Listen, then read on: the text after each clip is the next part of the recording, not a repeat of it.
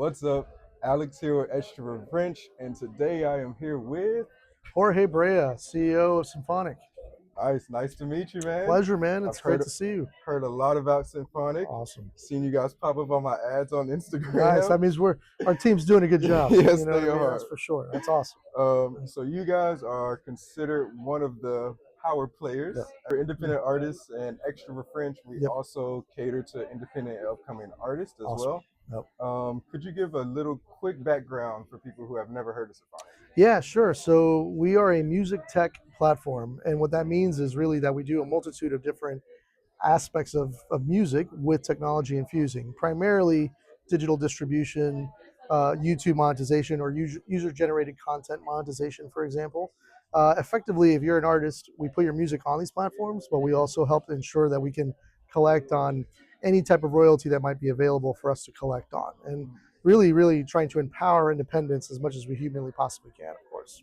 Okay. All through technology and everything that we proprietary built as well. Of course. Yeah. What type of independent artists would you guys say you cater towards? Like, do you cater towards like just small new independent artists or big independent artists as well? So what's kind of cool about us as a company is that we actually kind of crafted plans for whatever stage you're at in your career. So number one, if you've never made a song, or if you've made a song and you've never really distributed it before, you can go on our website, sign up to our plan called Starter, and effectively put your music out. It's a DIY, 100% of royalties plan for $19.99 a year, and so forth. That kind of is aimed at helping you begin your journey in the music industry.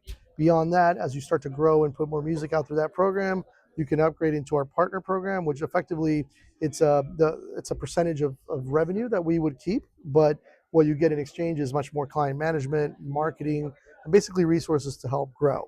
And then we can do all their other custom deals and things of that nature as well. If you're a legacy artist that is coming from a major record label system, like we have a few of those as well, we can also obviously cater to that type of artist as well. So it's really, we're pretty agnostic effectively on the size that you might be at or where you're at in your career. Okay. Where our goal is really just to make sure that your story is heard, that you feel empowered, and that all of our technology resources and so forth are there to be helpful for you to get your music out there and promote it. Nice. Glad you guys are doing that. Yeah, man. Of course, artists of all sizes need a place to put their music. Absolutely. That don't have their own team Yep. to do it for them. Would you say there are any features on Symphonic that people aren't taking advantage of that you kind of wish Sure. that people were taking more advantage of? Yeah, so I mean, there's a multitude of features. Of course, I'm biased in all You this. love them all. The traditional aspect of managing your catalog in one place is definitely a core feature. But we also can help facilitate payments to collaborators. So if you're an artist and you have a producer or a videographer, graphic designer, whoever you want to give a percentage of a royalty to, it can be your mom if you want. You could actually use our split share product to be able to actually freely be able to say, I want 5% of my earnings to go to this account or to that account, etc., all for free. Okay. So I think a lot of folks are using that feature, but it's one of our flagship sort of like products, and one of the things that really helps to kind of create strong collaboration in the industry. And then beyond that, we've got some tremendous client offerings and sort of like affiliate partnerships, because technology companies can't really do everything, or certainly not do everything great. So we've taken the avenue of effectively saying, look, we're going to do these things that are great: distribution, royalties, analytics. But then if you do need, influencer marketing, or if you need third-party playlist marketing and so forth, like we have those partnerships available just with a click of a button, really. Okay. Yeah. So for Symphonic, are you guys looking into any partnerships with any of those independent labels?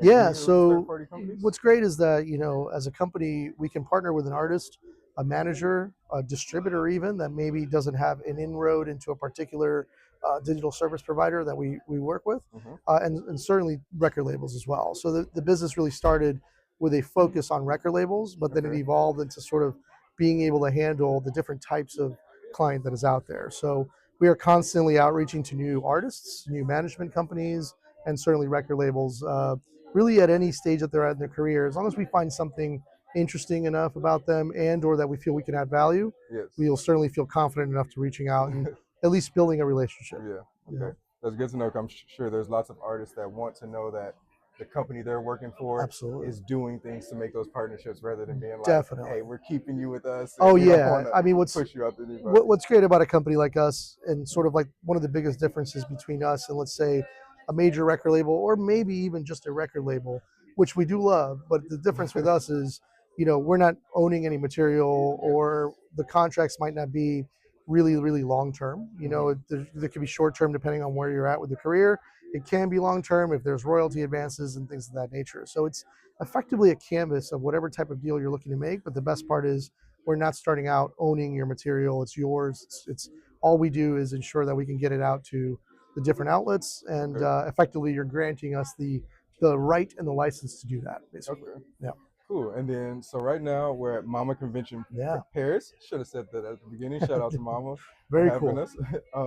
But so, what made you guys be interested in coming to this Yeah. convention, and what are you guys looking to get into involving the French market? Yeah, it's a great question. So number one, this year Symphonic has expanded a bit more significantly internationally, Okay. primarily in Europe and also Asia Pacific. So we have an individual here based out of France with the intention of continuing to grow that headcount here locally as well, Hmm. all with the intention of being able to work more closely with French artists and or managers, etc., and the like. So I would say this is kind of the beginning of us really doing something out here. We're not necessarily early to the game. A lot of our competitors have been out here, but the business predominantly started in the U.S. and LATAM, and now we're looking at these different territories because we feel now's the right time where we can be a differentiator in the market. So Okay. I'm excited. I mean, I think to me, the French music market's always been one of the most visually artistic like markets that I've seen. Yes. My wife and I, who she works in the company as well, whenever we visited Paris, like we are just tremendous fans of the art scene and the music scene because Hmm.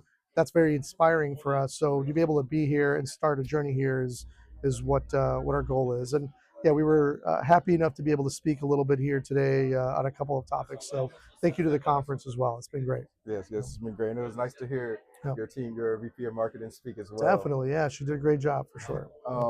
So I see you guys have a lot of artists in the Latin American scene Yep. I saw, and now the U.S. scene, and Hmm. now about to be the French scene.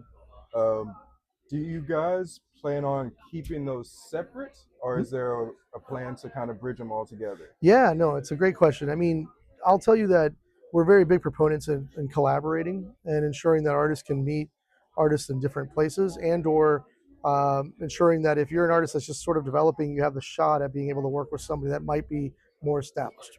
For example, we work with the wonderful, great Imogen Heap. She's just doing a wonderful job in her scene. She's a bit more of an established artist, Uh-huh. but she's very willing to work with remixers or producers that will take her songs and give it a whole new fresh spin. I think Right. that presents a lot of opportunity for folks here in France, but also in different territories. And then what is wonderful is that music now, it can be multilingual. It's not rare nowadays to hear a song that's in English and Portuguese, Yeah. or Spanish and French, for example. So I think that will create some interesting collaborative opportunities, and that will be kind of like how we can have a little bit of a sort of like lane in and to ensure that can happen. Setting up those collaborations and the like. Nice. Yeah. When did Symphonic start? Yeah. So, and you're going to age me a little bit on this one. You can kind of tell by the gray hairs. So, Symphonic's been around since 2006. So, next year Okay. is our official 20th year being in business. It began because my background is music production. So, Hmm. I was a pretty active DJ producer back in the early 2000s. And I wanted to have my own record label, but I just didn't have the means to press vinyl or CD. So, I started releasing music digitally. That did really well in terms of the outlets that I was working with at the time. Hmm. And then everybody that effectively I worked with in the physical days, I helped them adapt to digital. And that's kind of the beginnings of Symphonic, really. It was very, very scrappy, very like, hey, I can do this too Yeah. mindset. And here we are. Okay. So you were like one of the, we could say one of the beginners of the Yeah, bringing music to digital. just a It's so- funny story that some people don't know is that we would do digital distribution, sometimes sending hard drives of the Okay. catalogs to the different DSPs, so that way they could actually ingest it. So a lot has changed in terms of the distribution of content. That's for sure. Nice. And you said you were a DJ. Should we expect a set this weekend? You So got I a. wish. I mean, it would be a dream to play here in Paris. That's for sure. I now kind of do this more. It's more for fun. The business keeps me busy. I am producing music still. Nice. I actually chose kind of a name that's somewhat similar French sounding. My artist name is Loco Velochet.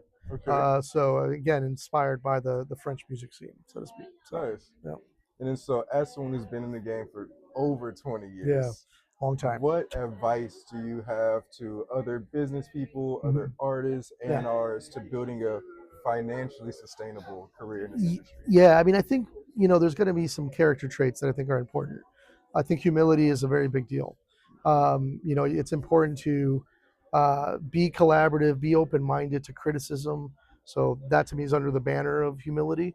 And then the music industry is not an overnight story. Some of the overnight successes can take 10 years Yes. and so forth. So it's just persevere through it, keep going, be consistent in showing up, meaning just keep plugging away. Like it's very easy to get discouraged, especially with the world in the state Yeah, that it can social be in, media. social media and all that, and just the fact that there's a lot happening in the music industry right now. But I tell people just like keep going. Like eventually things happen. You know what I mean? Yes. Believe it or not, if you want something enough and you work at it, things actually happen. As basic as that humanly is, Yeah. some people call it manifesting as well, and I Yeah. believe in that as well. So yeah, Yeah. Some people just stop too early, pretty much. absolutely, yeah, absolutely. What would you say is one of the biggest mistakes you're seeing a lot of independent artists make right now?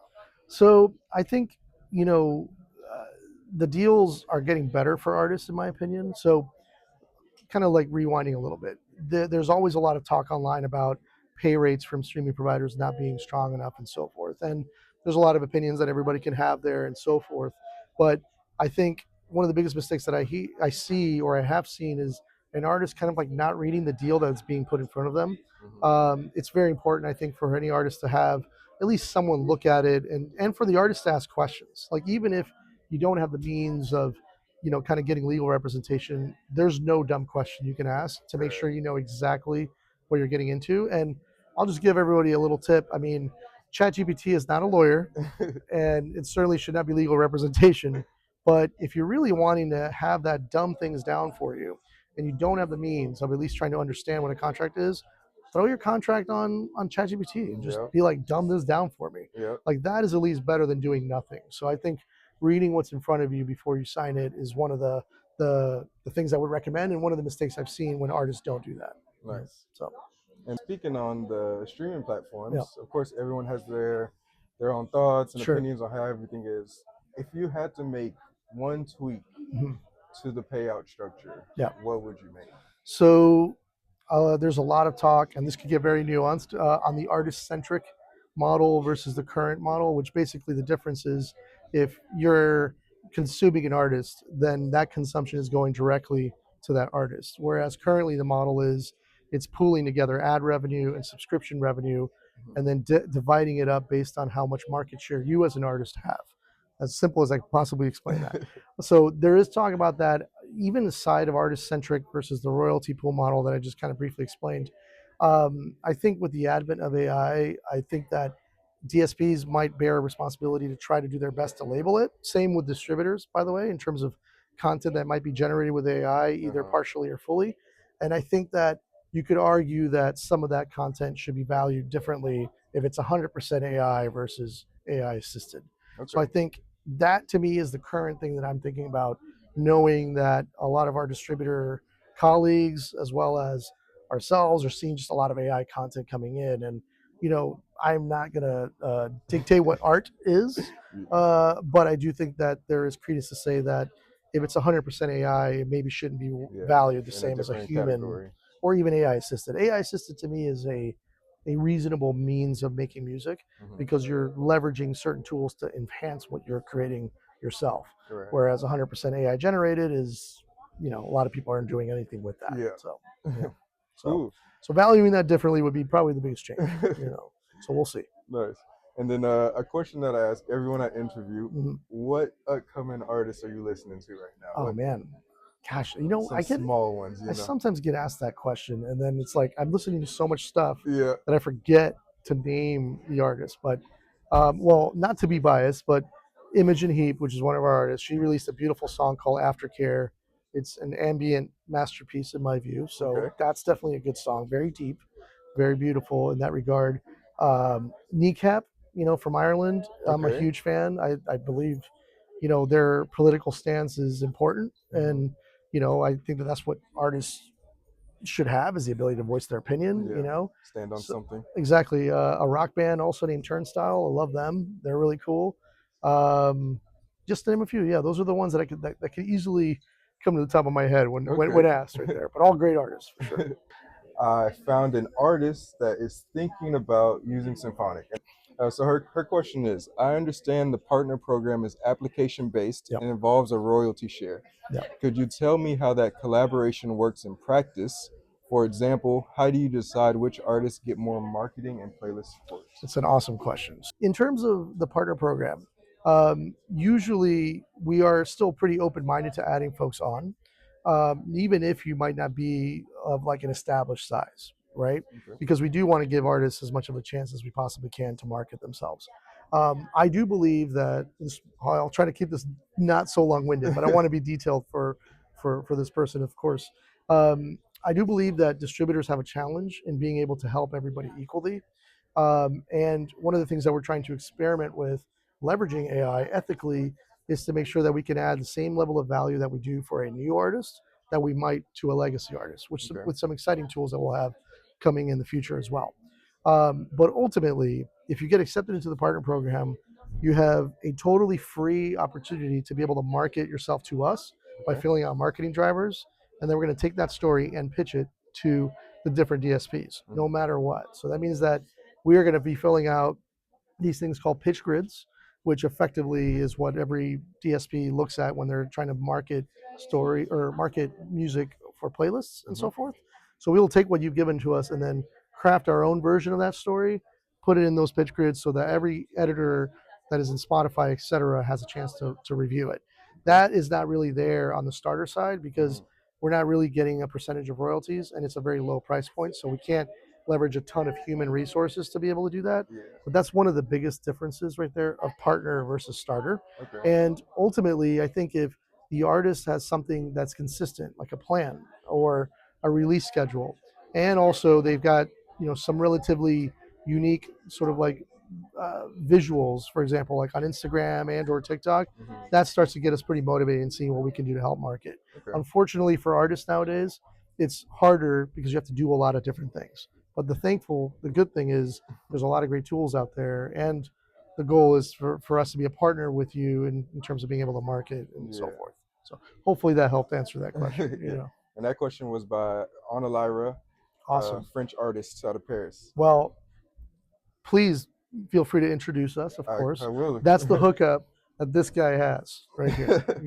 So And I guess my question leading off of that is, Symphonic's big. yeah, yeah, How how do you guys manage the amount of people yep, that you're getting, and are you limiting how yep. many people you are working with on the partner program? It's a very, very fair question. So on the partner program, we are selective, Okay. for sure, but we're open-minded, and that's what I meant earlier. That it's like you don't necessarily have to be the biggest Hmm. to be accepted, but we want to see some legitimacy, a potential plan, and just something that looks to us to be something that we can build off and so forth. So not everybody does get accepted into it, Uh-huh. but there is an opportunity to get upstreamed over time, especially after we started working with you on the starter program and so forth. Okay. So the reason and how we're able to really work with kind of growing scaled businesses on the starter side, we have a great team of client relations professionals. Uh-huh. They are human. They are literally actually trying to give release strategy, marketing strategy as well. And that's sort of kind of like what we call our help desk, but I don't want to diminish it by that. These are actual humans that are there to sort of like serve. And it's kind of like a ticketing type system, but that enables us to really create a funnel where we can serve everybody equally. Uh-huh. And over time, as you grow, then you can get the ability of sort of having much more of a client management type experience. And those client managers are usually handling about 50 to 100 different accounts individually Hmm. worldwide. And that's how we're kind of able to effectively manage the business. And, we're a great company, of course, but one of the traits that I mentioned earlier is humility. And Yeah. as a company, we're always trying to improve on what we can do and feel pretty confident that this year, with the advent of AI assisting our team, that we'll see even some pretty incredible service, benefits and increasing even the quality that is provided, which I'm excited about. So, Nice. yeah. And then last question, what tip do you have for an artist that wants to get into that partner program? What can they do to Okay. stand out a little bit? So that's I'll tell you what. I mean, I do get certain applications still upstream to me. So like if our approvers that are reviewing these inquiries have questions or they know a particular style that I'm interested in, Mhm. they'll ask me questions and so forth.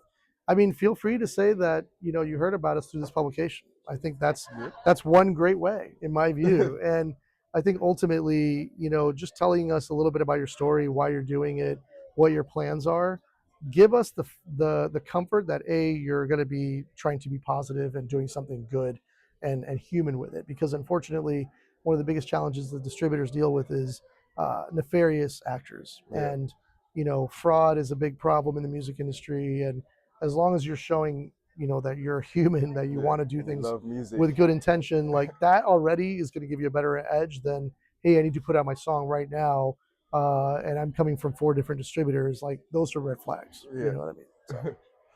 So not a very crazy uplifting answer, but be yourself and feel free to be vulnerable and tell us your story and tell us where you heard about us. These things like that are really really helpful, I would say. Yeah. Just Yeah. don't hide the real you, which that's what art Exactly. is Yeah. I pretty mean, much, that's you know? that's the goal. And if we're not doing a great job about that, then we need to be told that directly to ensure that if we made a mistake in the selection process, that we have a chance to reevaluate it. Because no distributor, nobody's perfect. Yeah. Cool. Thank Awesome. you, man. Absolutely, Appreciate man. it. Thank you I'm very sure a much. lot of Really appreciate independent it. artists are really going to appreciate what they Awesome. heard on this. And of course, Extra French, we're very grateful that you took the Absolutely. time to speak with I us. love it here. Thank you for having me. Keep doing a great job. It's listen to these folks. They know what they're talking about. Thank Yeah. you. And Awesome. thank you to Mama Convention Paris for having us. We really appreciate it. Awesome. Take care. Peace.